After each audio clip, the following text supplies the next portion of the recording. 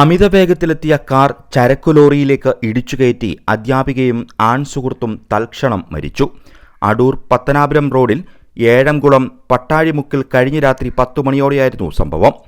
Adoor Thumpamon north GHSSലെ അധ്യാപിക 37-കാരിയായ അനൂജ, ഇവരുടെ ആൺസുഹൃത്ത് ഹാഷിം എന്നിവരാണ് അപകടത്തിൽ മരിച്ചത്.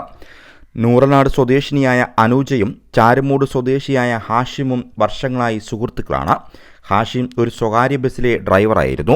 കോട്ടയത്തു നിന്നും വരികയായിരുന്ന ചരക്ക് ലോറിയിലേക്ക് അമിത വേഗതയിലെത്തിയ മാരുതി സ്വിഫ്റ്റ് കാർ ഇടിച്ചു കയറ്റിയാണ് അപകടം സംഭവിച്ചത്.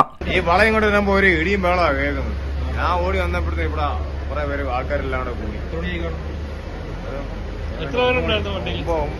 രണ്ടുപേരും കണ്ടേ ഉള്ളായിരുന്നു. 2-3 പേരെ കണ്ടേ ഉള്ളായിരുന്നു. അവര് തെറിച്ച് പുറത്തു പോകണം. വണ്ടിക്ക് അങ്ങും പോയിരുന്നു. വണ്ടിക്കകത്ത് ഇടിയുടെ ആഘാതത്തിൽ കാറിന്റെ മുൻഭാഗം പൂർണ്ണമായും തകർന്നു.